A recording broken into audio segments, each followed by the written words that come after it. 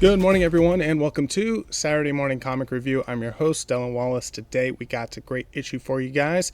It is going to be kind of a standard issue here, so we're going to go through the pulls for this week, the reviews. It's going to be 10 books as per usual, and then we'll close out with the pulls for next week. One thing I'll tease, though, before we go ahead and jump into it, I'm just not 100% sure if it's going to happen, because it's likely going to happen after I record this episode today, but I'm hoping that there will be an Omega. And it's going to be one of two things. If what I'm planning actually comes through, then yes, that will be the Omega. It's going to be an interview of sorts, just waiting to see if it'll truly take place. The other thing is I was saying there wasn't going to be an Omega next week because of travel, but I'm in the Metro Atlanta area. Obviously, we have this huge ice storm thing that's coming in, so we'll see with all the damage and wreckage with that as far as roads being cleared and power being out and everything. So we're supposed to fly out Tuesday. If that all gets canceled, then I'll probably do an Omega. That'll be a regular Omega. So if one shows up on Tuesday, it's going to be one of those two things. If none of it shows up, it all kind of fell apart, and I actually went out on my trip. That's basically the bottom line there, but we'll kind of wait and see. So yeah, other than that, I think we're going to go ahead and get started. Let's start off with the pulls for the week. And as always, I'd like to start off here with what are the picks of the week thus far on League. So we have the top 5 here listed out. It is Assorted Crisis Events, issue number 8 with 19% of the vote. Captain America number 6 with 14% of the vote. Then Wonder Woman number 29 with 11% of the vote. In the number 4 spot, DCKO Green Lantern Galactic Slam number 1 with 6%. And then Nightwing 143 with 6%.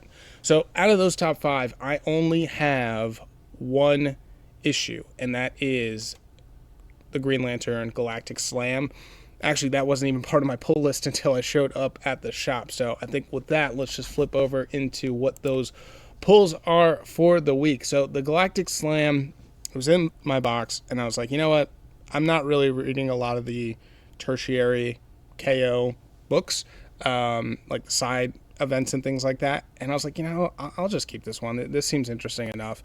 And I was talking to the manager at the shop, and he's like, oh, you're a wrestling fan, right? I'm like, hell yeah, I am. And he's like, you're actually going to love this one. So it's like, perfect. You already sold me.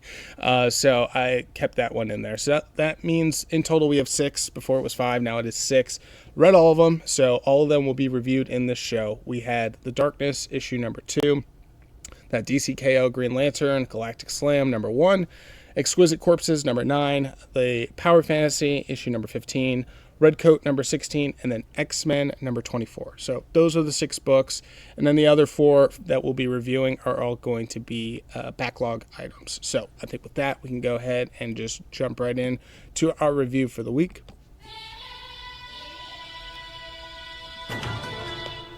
And so for the review here, I'll go ahead and read them off in this order so you guys know which books are where, and you can go ahead and skip around if you'd like to. We're going to start off with X-Men issue number 24. Then we'll go to Redcoat number 16, The Power Fantasy issue number 15, Exquisite Corpses number 9, and then that Green Lantern Galactic Slam number 1. And lastly, The Darkness number 2 from the pulls for this week. So everything else here is going to be a backlog. We have Poison Ivy issue number 15. That's part of volume 3. Then we have Saga issue number 46. That's part of volume 8. Fables issue number 157. That is part of the Fables. Actually, I don't even know what volume it is, to be honest, but it's way up there, as you can imagine, at 157. And then lastly, we have Dragon Age. This is going to be the third to last book, which is the last and final arc, called Dark Fortress. So issue number 1 of Dark Fortress. So those will be the 10 books that we'll go ahead and review in that order. Again, we'll start off here with X-Men number 24. And this is your first time hopping in. I appreciate that. Thank you so very much. Just so you know, for these reviews, I do spoil the heck out of them, so just kind of keep that in mind. I'll catch you up on the story thus far, and I'll review, kind of the issue itself. For the YouTube folks, we'll go ahead and go through some of the artwork, and then lastly, I'll give you my score and League score as well. The reason why it's kind of there's maybe some contrast. And then actually, lastly, then is this a good one to jump into? Obviously, comics can be like super daunting from like the number associated with it. Sometimes it's a new arc. Sometimes this book doesn't have anything to do with the actual story itself. So I'll just be fully transparent. Should you jump into this one? Should you read some other stuff before you start catching up to this current book? So with that, X-Men issue number 24 here. I gave it a 4.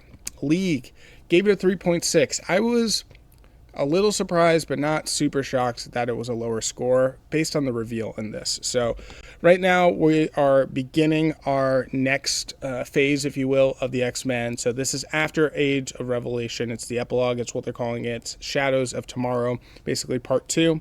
So with Age of Revelation, the conclusion of that was Doug Ramsey was the heir to Apocalypse, became Revelation, and took over and destroyed the world, basically. The X-Men lost. And so the only way to defeat him was to go back into the past at basically the turning point, that pivotal moment of when things were shifting. And that moment was back in issue number 22, where Doug looked like he was about to join the X-Men. So they sent the consciousness of Cyclops and Beast 10 years to the past at the moment present that we're reading in this book. So issue 23 was Cyclops making it to the past. He starts taking everyone out and tries to explain himself of like, Doug is going to be the reason that the whole world goes to shit, and I need to take him out. Of course, the X-Men don't do that, or don't allow him to. They put him in the brig, and they're trying to figure everything out. So the kind of interesting part of all this, though, is Beast's consciousness heading to the past didn't arrive. And we get the answer to that in issue number 24. So in the present now, the X-Men, their big rival is this group called 3K. Literally the number 3, the letter K, 3K. And there's 3 heads of 3K as of right now, but they're waiting, or they're seeking the return of their chairman. And the chairman's been gone for quite a while, so all 3 of them basically put in plans on like, how can we take over this organization, and each one comes up with their own mutiny. So the first quarter, maybe third of the book, is how each one of those 3 are going to take over. It's Cassandra Nova, it's Weir, and it is this lady, but she's basically has a clone of Magneto with her. So they all start fighting each other, and just when it seems like they're basically all 3 going to kill each other, the chairman shows up, and the chairman reveals himself to be a version or a clone of Beast. So it's not actual Beast, and when the consciousness was pulled into the future to see everything that happened, and then brought back to the past, the future X-Men thought that they were pulling, the regular Beast, but they were not. They pulled the wrong Beast and sent the wrong Beast back. And so he basically explains, this is everything that's happened. Obviously, as the leader of 3K, we saw the end of humanity, but they have the key to exactly what we were trying to build here, and now we can perfect it and take over. And what they were trying to build here is this X gene that they basically insert into humans and can turn them into mutants. So like, they've perfected it. Now we can do this 10 years before, Doug and becomes Revelation and he ends up taking over. We actually have the opportunity to take over. So everyone likes that idea, of course, and it's like kind of an interesting way that they wrote around and like, okay, here's how the consciousness somehow got all messed up. And so I think the reason League didn't like that is like, that felt like a kind of a cheap cop out of like, oh really, it's like a clone version of Beast that somehow is running this evil mutant organization that doesn't really seem plausible. But I was cool with it, and I'm like, you know what, comics are just kind of a journey, and I'm here along for the journey. Didn't have an issue with it, and I'd like to see where it goes. So that was basically the issue in its nutshell, and we're going to get back to the X-Men fighting 3K, I'd imagine, in issue number 25. Go ahead and show off some of the artwork here so you can see the plotting in 3K while they're all trying to figure out their different ways and motives for attack before Beast reveals himself here and basically explains everything. So is it a good one to jump into? I'd recommend jumping into issue number 23 before you jump into 24, but you would be fine if you jumped in here. It does a fine enough job of catching you up on like, previously on and all that stuff. So that's X-Men issue number 24. Again, I gave it a 4. Lee gave it a 3.6.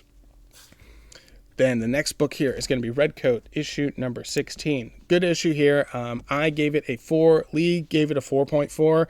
So I think the things people had issue with for the X-Men, I had an issue with here for Redcoat. And it seems like Lee was not with me for this one and graded it much higher. So for this issue here with Redcoat, so we have Simon Pure. He is our main character, protagonist, if you will. He was part of the Revolutionary War.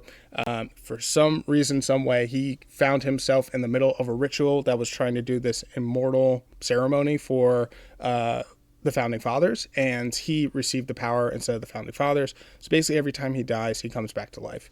He's been on a number of different adventures with a bunch of different like American like folklore heroes, like Johnny Appleseed, and fighting the Founding Fathers, this, that, and the other. But he's come to a point in his lives he wants to settle down. So he has a whole family, but Albert Einstein, who he's partnered with in the past as a kid, all these years later is coming back, and it's like Benedict Arnold, who was the main villain in the first couple of issues, is now back.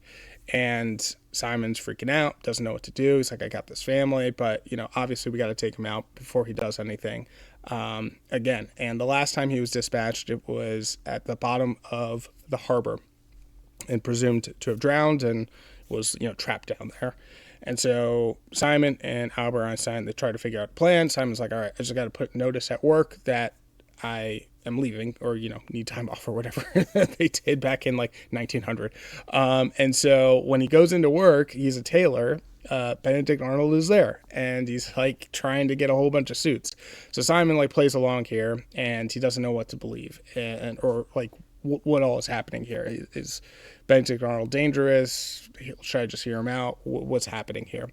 Because basically how they figured out that it's Benedict Arnold that's come back is the ship where it sank, they're trying to raise it from the ground, and this guy came out and slaughtered 6 people from the dock. So it has to be him. Who else could this have been? And Benedict Arnold starts to explain himself. He's like, yeah, I did come back, and I did kill those people, but I was truly startled. I killed one, and then unfortunately the other 5 attacked me, so I had to take them out. But I'm a changed man. Promise me. All that time below in the water, I've drowned and came back to life. All those years, I finally have just realized that there's more to life than just vengeance. And he said he's been spying on Simon, sees his whole family. He's jealous of him. And what he ultimately wants is for Simon to have his whole family to be immortal with him, because he doesn't want Simon to deal with the fact that, his family's going to all get old and die while he just remains immortal. And that's the cliffhanger. And so I thought that was kind of a weird twist and turn. That's why I just kind of gave it a 4. But from a writing style, it's excellent. All the connected thoughts there, and the callbacks to everything that's happened in previous issues. That being said, I think it's a tough one to jump into only because you're missing a lot. But it does do a pretty good job of kind of catching you up. So if you're interested in that dynamic, feel free, jump in. Obviously, League likes it a lot.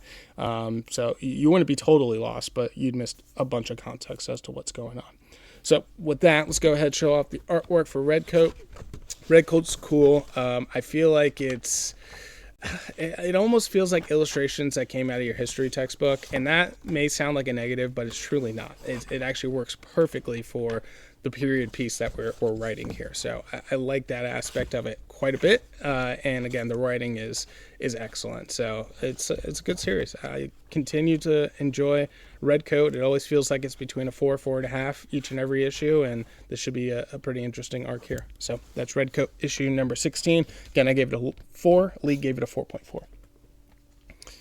All right, next up here is going to be the Power Fantasy, issue number 15. This was a phenomenal book. I gave it a 4.5. League gave it a 4.6.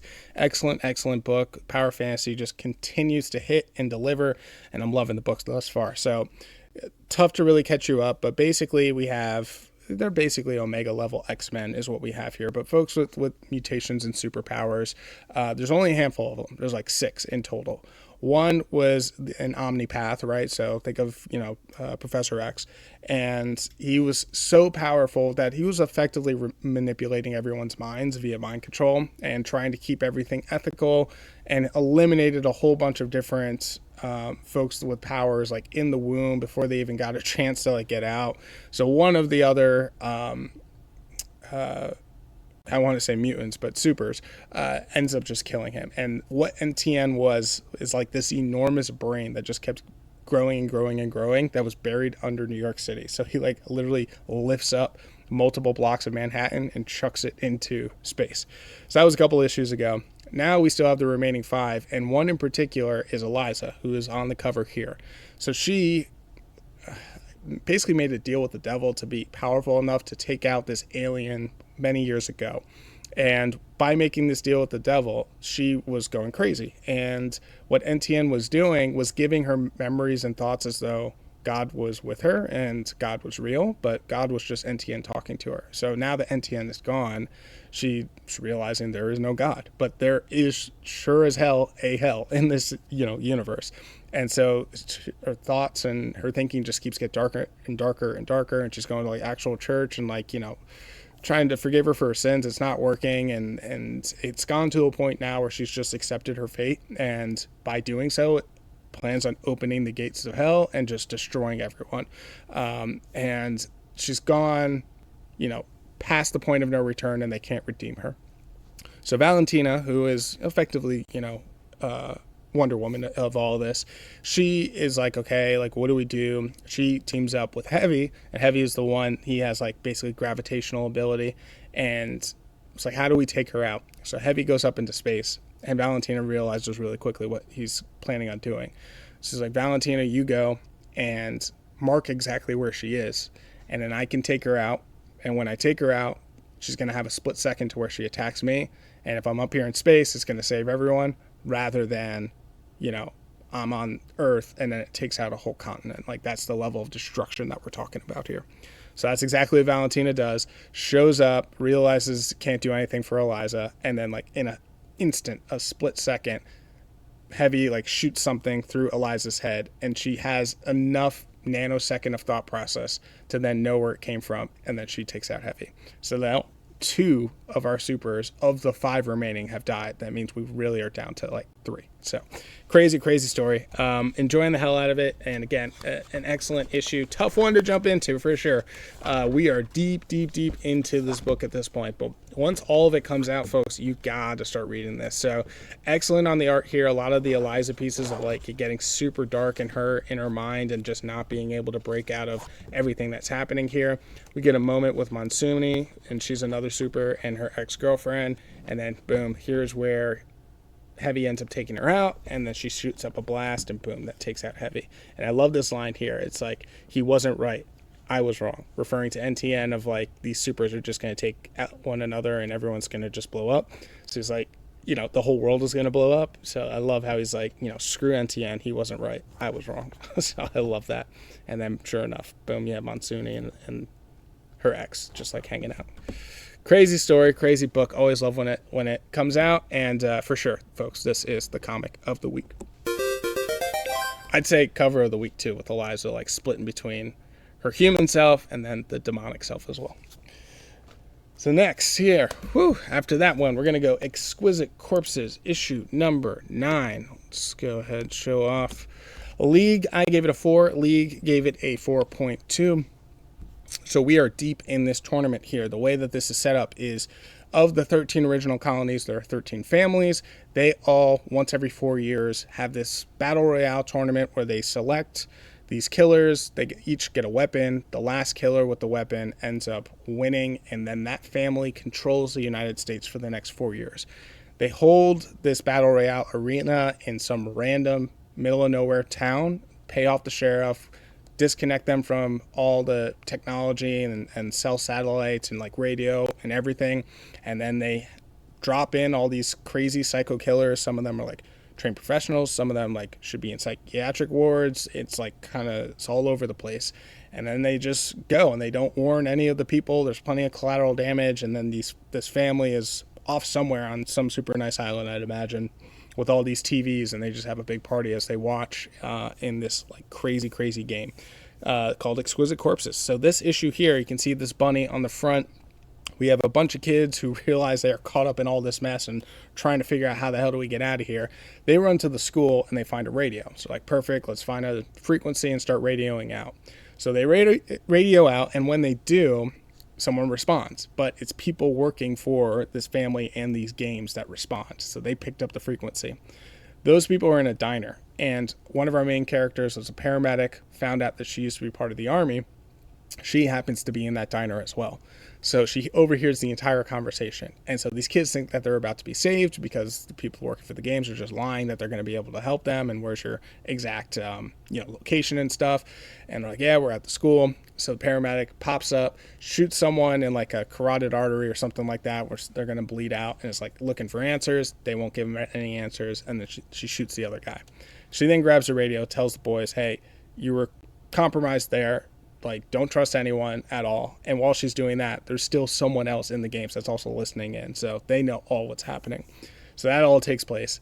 Then, meanwhile, there's another kid who was like supposed to find something somewhere else, and he's in the school, and that's when he runs into this mascot bunny killer, and he just chases him all throughout the school. Multiple times, it looks like the bunny killer is dead. He has like gets wrapped up in all these like pool, where they have like the pool dividing lanes. Like he gets wrapped up to that in the pool, still comes out of it, and he like keeps chasing him, gets to the top of the school.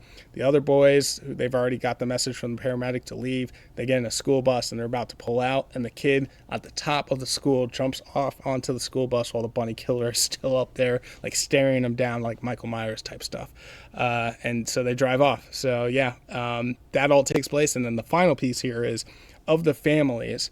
One family actually sent in one of their own family members who's been training for this for like the last 4 years and preparing. So she's like a lethal assassin, but her weapon was destroyed in the middle of the game. I think Fox Lady destroyed the weapon. And so she is colluding with another family member. It's like, hey, my killer is down and out, but we got to really remember, what are the rules here? Everyone picks their killer, but that's tradition, not actually part of the rules. All that matters is that your weapon is in the hands of the final killer. So it's actually the weapon that ties you to the killer, not actually the killer. So like, oh, okay, so if my champion, like my family member who's in there, her weapon's gone, if she grabs the assassin who's dead, grabs his weapon and has the final kill, then they'll be able to win. So then it's kind of like a win-win. So you get her out of there, and then the other family would technically get the win. And so, yeah, that's where it seems like things are going to be colluding. How I can imagine it goes is it gets all the way to the end, and somehow the paramedic wins, and she has the gun in her hand, and she gets out, and then is a champion too. That's just foreshadow. That's like where I'm guessing it goes. I obviously have no idea, but I'm interested either way. So it's a great story. Not the point to jump into. Just start from the beginning so you can get a really good explanation of everything that's happening and where we're at. But slowly but surely people are just getting picked off left, right, and center. It's also very bloody, very gruesome, but yeah, the artwork is solid, but it's James Tynion, so it's all about the storytelling in this one rather than the art, in my opinion. Oh, I should say, that's right, the mom got captured as well too, so she is in a bad spot, and this is one of the killers here too. I forgot about that aspect too. So yeah, that's Exquisite Corpses, issue number 9. Again, I gave it a 4. Lee gave it a 4.2. Then we get DCKO, Green Lantern, Galactic Slam. League was not happy with this one. They gave it a 3.3. I gave it a 4. Totally understand League giving it this score. It has barely anything to do whatsoever with KO. It's all about Kyle Rayner, and he is off-world, part of the Green Lanterns. Finds himself randomly caught up in this portal that brings him to this professional wrestling like federation called Wham, and that's out in the galaxy. But he doesn't have any of his powers. He runs into the champion there, who's a mega Bam Man, I think is what it is. Let's see if I can pull that up actually really quickly. Pretty sure that's what he goes by. Yeah, Omega Bam Man. Yep, I knew it. So he is the champ, and Kyle's like, dude, I got to get out of here. Like, how do I get off of this hub world after Omega Bam Man just like won a wrestling match? So Kyle was like dropped into the world. Omega finished his match, and then they got brought to this hub world. And so Omega's like, yeah, honestly, you can't do anything until we end up in a certain like place or time, and then from there, maybe you might be able to get to like your own place and time. And Kyle's like, all right, well, that's not going to work. And like, how did you even get here? So we get the whole origin story of Omega. This poor kid, he saw it on TV, ended up happening to be at the right place at the right time where one of the matches were taking place. And his mentor, or would-be mentor, wins, takes him with him, and he learns the ropes. They team up together, but his mentor died in a match. And so now he's won the championship and has been defending it for many, many years, like hundreds of matches that he's won. And so once we get all that information, Omega's like, okay, well, maybe we can go to like the center computer and do something there. So they get there and they're going to distort it and screw it with it. But then find out that the mentor has actually been alive the whole time. So the species could hold his breath forever. So Omega presumed he was dead, but he actually was not. And so big fight happens between Kyle and Omega and these bad guys. Kyle finally takes out the computer AI, which sends it back to Earth. When it sends it to Earth, apparently that's what was disrupting a whole bunch of signals from getting out to the rest of the galaxy and universe to help out Earth with everything that's happening with Darkseid. So a bunch of the Green Lanterns and other folks come back to help out. So that's all squared away there. And then the match then takes place officially between Omega and his former mentor, and they fight each other. Omega actually wins it, but because a Green Lantern was part of it and the rule set says you can't have a Green Lantern, he was technically disqualified. So they portal up his mentor and the other folks that he was with. Omega's kicked out, and he's like, all right, well, I guess I'll stay here on Earth and I'll help you guys out. So that's the story. It's a bizarre one, but it has a lot of wrestling references, and I love it just for that. That's why I gave it a 4. I totally understand why Lee was way down on it. So showing off the artwork, this is a huge comic, a lot of writing. It's a $5.99 book, and it reads as though it is 2 books in one, just from how much text is on here. Who wrote this? Adams. Do I know who Adams is? Nope, that's the cover artist. Jeremy Adams is who wrote this one. And so it's a lot of text, so it takes a while to get through. And if you weren't jiving with it, then I totally understand. Like, look at that here. It's just like, look at all that text on just these 2 pages alone. You can be like, oh my gosh, like, let's just get through it. But the action on it is excellent, very much pro wrestling style, which is good. They're cutting promos back and forth. It's like a typical origin story. I enjoyed it. I thought it was good, but keep that in mind of like, it doesn't really have anything to do with Chaos. If you're not interested, you won't like that. It's technically a fine book if you want to just treat it as a one shot. It kind of is. You'd be fine if you wanted to jump in that way, but I understand that $5.99 for a single issue is a lot to ask for, but I personally enjoyed it. So that's DCKO Green Lantern Galactic Slam. I gave it a 4. Lee gave it a 3.9. And then the last one from the polls of the current week, we have Darkness issue number 2. So I gave it a 4. Lee gave it a 4.1, just right on the money there. What this is all about is we have the light and we have the dark. They each choose a champion. So our main character is Jackie. He was chosen by the darkness. But in this universe, darkness is good, light is evil. So we just got to keep that in mind. So Jackie got all of his powers and just discovered everything that happened. The light tried to kill him. As he got his powers, he was able to just barely slip away. And the light was like, hey, we're going to pursue you. You get like literally this one go, but we're going to pursue you and destroy you. And that's what's basically going to happen. So the start of issue number 2, Jackie was a orphan, and he was with his like sister in a way, in the sense of like how long they've known each other, Jenny. And so he goes to meet up with her again, and he basically wants to explain everything that's happening, but doesn't really find the right time. So they're walking in the street, and all of a sudden, the humans, they can't see what's happening, and we get like really from the human perspective, but people are getting like dragged, and they're like flying all over the place.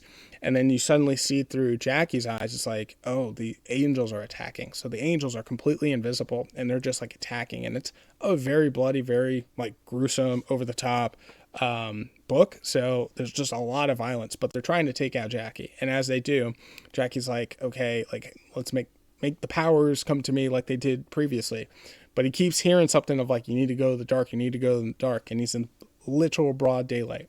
But it takes place in New York City, so he goes down to a subway system, and then he summons the dark, and then both the angels and the demons, they start fighting each other. He gets severely wounded and injured, but the darkness is able to overcome because they're going like deeper into the subway system. And so from there, they're like, hey, boss, just go into as dark of a place as you can, and you will be able to heal up. Jenny's freaking out, and Jackie calls up a person who was in the first issue who says that he can help, but he doesn't know whether to trust him or not. He's like, well, can you keep Jenny safe? He's like, absolutely, 100%, where the angels won't be able to find him. So they presumably are heading there. Then we cut to the leader of the angels, and we find out that the leader of the angels was also a chosen person who was human before, and her whole objective is to try to kill who's ever the chosen one on the darkness side, which happens to be Jackie now. And to get to him, to drag him out of the darkness, she's going to try to get to Jenny. So that's the story. It's pretty good. I'm enjoying it, and phenomenal detail on the writing. I'd say it's definitely, Western style, but it does have some like anime influence and like how the folks are drawn. So it's kind of interesting. And then it's definitely like, kind of gothic, but at the same sense, like horror. Like a good way to describe it is almost like Chainsaw Man is the way that I would describe it. Just not quite as anime, certainly more Western influence, but that level of like violence. So it's cool. I'm enjoying it. It has some Rob Liefeld-ness to it, but not super over the top. I know that those can be very negative words for folks, but it does lean that way, but not 100%. And the storytelling is definitely a lot better. So that's The Darkness, issue number 2. Again, I gave it a 4. Lee gave it a 4.1. All right. The next we have Poison Ivy, issue number 15. So this is a continuation through the trade here. I gave it a 4. Lee gave it a 4.2. The whole thing that we have going on for this trade is Poison Ivy is back in Gotham. She's trying to keep a low profile, but the bats already know she's back. She tries to hide out in this shack in the swamp area, but Killer Croc is there. He's like, hey, I would be in the sewers, but they're building all these condominiums everywhere. Can you investigate them and clear out the sewers, and I'll just go there and you can have the shack. So Poison Ivy goes there, but she gets kind of trapped and infected, and she can't get out. And it's revealed at the very end of who is causing all this.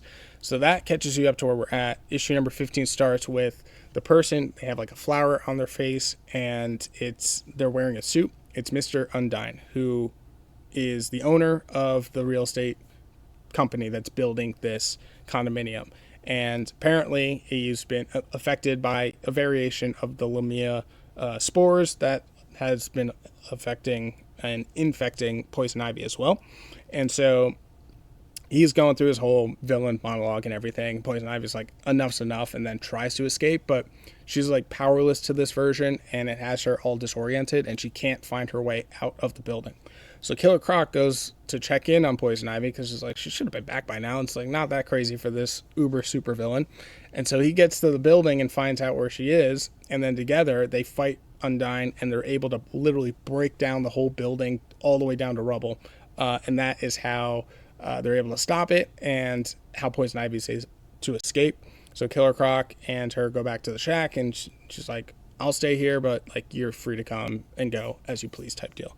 So they escaped, they're out of it, they're good to go. A lot of it is just this issue, the monologuing, and then Killer Croc and Poison Ivy trying to fight their way out. So yeah, fine issue. It advances the story. The story wasn't too crazy, but the art in this has always been super good and kind of continues that theme as well.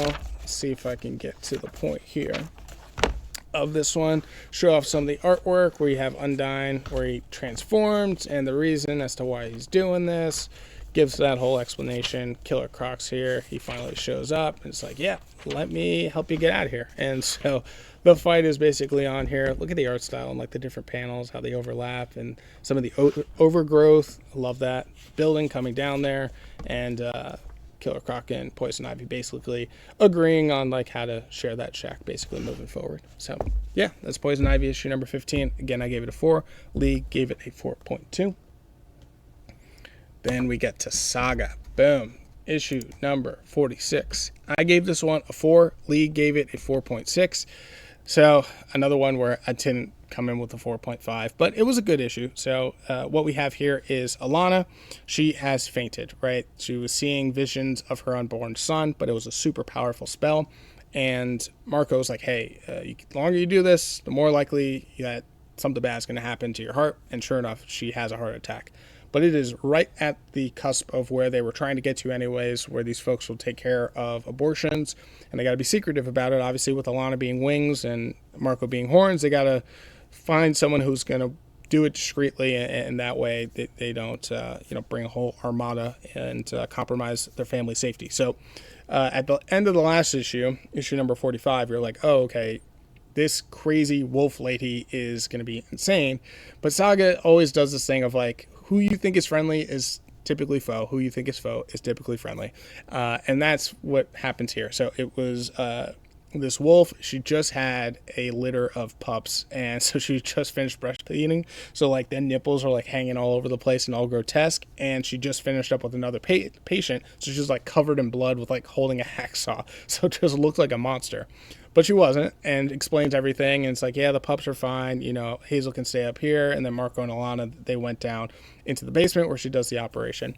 And a lot of the issue here is just a really deep, intense conversation between Marco and this doctor of like why she does everything that she does and how she's able, to operate and so on and so forth, and gives good, compelling arguments for, pro-choice and pro-life, right? That's the whole argument on the book here. Good portions there and things to think about for sure. The other half of the book too is we have Prince Robot and Petrie. So Prince Robot just freed Petrie from these 3 bandits, and at first it seemed like Prince Robot was going to go scorch earth and just kill them, but he's having a bit of a change of heart, thinking about his son, and he allows the 3 bandits to escape. And he and Petrie have deep conversation. So Petrie is trans, right? She is male by birth, and basically Prince Robot's like, I knew basically from day one. So like, your secret's out or whatever, and it's not a big deal to him because he's like, I'll screw anything basically, and which is foreshadowing because they then start to drink some prison wine or whatever that she was able to concoct from knowing all of her time back in the refugee camp, and they both get hammered. So they get hammered, they start arguing, then they start making out, and that's basically the cliffhanger and the end of this book. So yeah, I mean, it was fine. I just didn't think it was like crazy over the top like we know sometimes Saga can be, but it was still really good. So here is some of the artwork to show everything off here after Prince Robot saved Petrie, and then a lot of the operation and all the conversation that's happened between Marco and the doctor, and then Petrie and Prince Robot hooking up at the end of the issue. So yeah, Saga issue number 46, I gave it a 4. Lee gave it a 4.6. Then we have Fables, issue 156. This is kind of an interesting one because it's like 2 parts to the issue. So we have 2 stories, and they're like distinctly 2 stories in issue number 156. But I gave it a 4. Lee gave it a 3.9. In the first part, we have all these kids of the werewolves. They're out on these great grand adventures. We finally get the conclusion to the one that went into the teacup, and basically all it was is everyone finds the teacup, they go in, and they literally pluck her out of the teacup. It was like very, very drawn out of like, just get her out of there, and that's what they do. They also unintentionally take someone else out of there, but it's like not that big of a deal. So that's literally the first story. It's just pulled her out, and all the adventure she was having is just like vacation mode and just hanging out, and it was like fun. The one bit of consequence is that realm was controlled by the wind of the south, and she is technically the wind of the north. So it's like, okay, why was she protecting me even though like we're mortal enemies? So we'll see what that all means. The other half of the book is this took place 5 years after issue number 156, and Jack in the Green, or Jack of the Green, that's what it is, was in prison this whole time. So in the previous issue, she confronted Peter and held him hostage.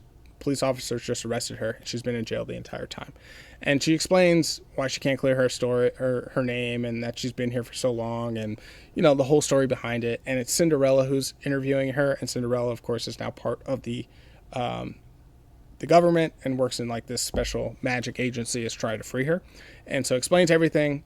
She does spring her loose, and she's able to like get out. And so now it's like, okay, how do we track down Peter? Is basically the second part of the issue. So it was good, well written, a good way to catch you up, and then also a good explanation of what happened to Jack in the Green. The first half, though, I think was kind of bizarre. Of just, all right, yeah, let's just go grab her out of there, and that's all they do is they just grab her out. And then you start the second part here. The other thing too is that the university is all built out for the one kid that he wanted, and then the other one daughter who is dating the demon, they look like they actually want to get married, and the werewolf father is like pissed off about that because he's like, well, is that gonna like interfere with like power struggles? And like the werewolf dad It's like, this is my domain. I'm king here as long as I want to be king. And then that demon cannot have this realm. So that's going to be some sort of conflict that definitely takes place at some point in these upcoming issues. So yeah, that's Fables 157. I gave it a 4. League gave it a 3.9. And then lastly, the conclusion, the final review is going to be Dragon Age. So we have Dark Fortress, and the other 6 books had reviews. This one did not. So I gave it a 3.5. It was weaker for sure. And I can imagine people kind of fell off towards the end of this because I don't think it was knocking anyone's socks off. And especially if it was coming out issue by issue, tough to really keep everything in mind of what's happening. And then it's jargon heavy. So if you don't know how to pronounce these names of like all these different creatures and stuff, it can be a bit of a slog as well. So it's a tough read. And Dark Fortress is about our party. They arrive at this kind of castle or town, and it's where the red lyrium, this weapon that they're trying to get after, is being hidden. And so the party is like, we need a way to get to it. And the bridge that we get there, we can't just go in, straight on, because we'll just get picked off one by one. So they're like, okay, we can go to a tavern, and we know one of these highborn is there, getting just pissed drunk, and we'll just ambush him, and we'll be able to compel him to tell us how we can sneak around and get in. And that's exactly what they do. The guy puts up barely any of a fight, and they do figure out how to get around. But simultaneously, the city is being attacked by these orcs that keep pursuing the red lyrium as well. So they're there too, and now both the orcs and our party is like trying to head towards the red lyrium, and we'll see who exactly gets there first, as like the town is basically falling apart. So that's the end of that issue. So I'll flip through some of the artwork so you can check it out. It's the artwork is fine. It kind of reminds me of like Saturday morning cartoons, a little Avatar-y, if you Avatar: The Last Airbender in that way. But the art's been good. It's just the storytelling has been meh. And then this one kind of is a little simplistic for what we're trying to do here. It feels like baby's first D&D of what we're putting together here. And then I'm like, this is supposed to be the conclusion. You would have thought it'd been a little bit more interesting than that. I think that's the reason why I gave it a 3.5. Like, I was hoping for something to step it up as we go into our third act here. So that's Dragon Age. Dark Fortress, issue number 1, I gave it a 3.5. League has it unrated. Not a good time to jump into that one, and I haven't been saying it for the other ones because they're trades. So Saga, of course, not really a good time there. You should just really start from the beginning. Poison Ivy, I'm on volume number 3, and then Fables is just a random-ass book that I picked up. So, not necessarily the best ones to jump into. I really try to focus in on like the weekly pulls and let you know whether those are good ones to jump into or not. So with that, let's go ahead and wrap it up by just recapping the books that we reviewed here. So we had X-Men issue number 24. The leader of 3K is revealed to be a clone version of Beast. Then we have Redcoat issue number 16. Benedict Arnold is back, but apparently he wants to make Simon's family immortal. Then we have the Power Fantasy issue number 15. Both Eliza and Heavy take each other out. Exquisite Corpses issue number 9. We got a bunch of the kids who were able to get to a radio, but it turns out the game's now on to them, and this bunny killer is still alive in pursuit. We also have the families that are colluding as well. Then Green Lantern Galactic Slam. It's about this wrestling competition that sort of touches the KO world because now the interrupting,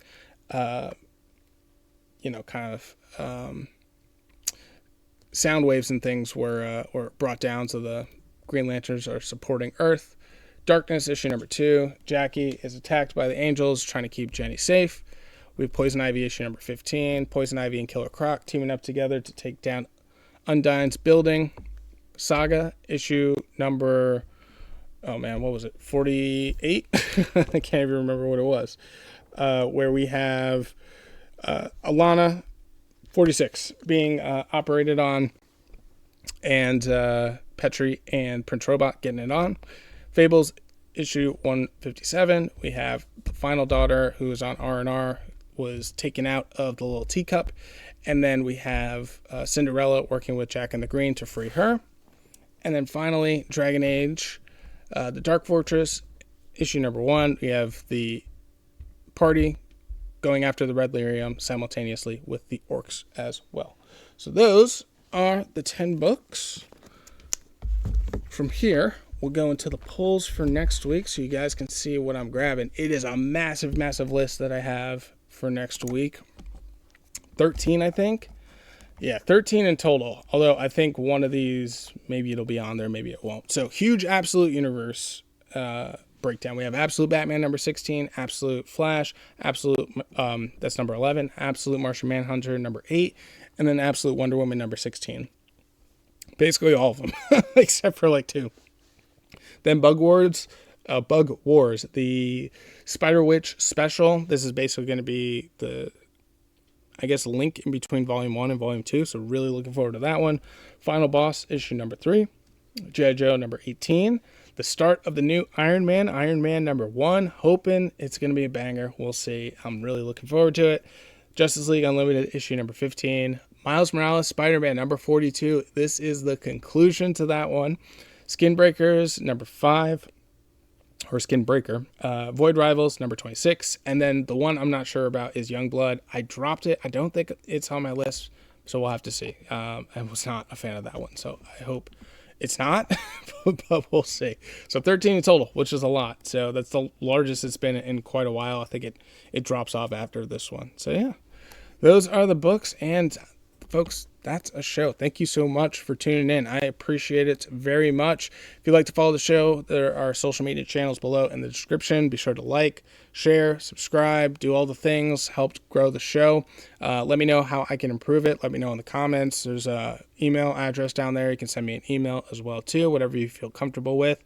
And then lastly, if you'd like to support the show monetarily, there is a link down there, buymeacoffee.com/SaturdayMorningReview. All proceeds would basically go towards comics, and then if you support on the wrestling side, that goes towards wrestling pay-per-views and wrestling shows. So yeah, that would be greatly appreciated as well. With that, I'll go ahead and close it out. Thanks again for tuning in, and I will see you guys in the next one. Go, go, go, go.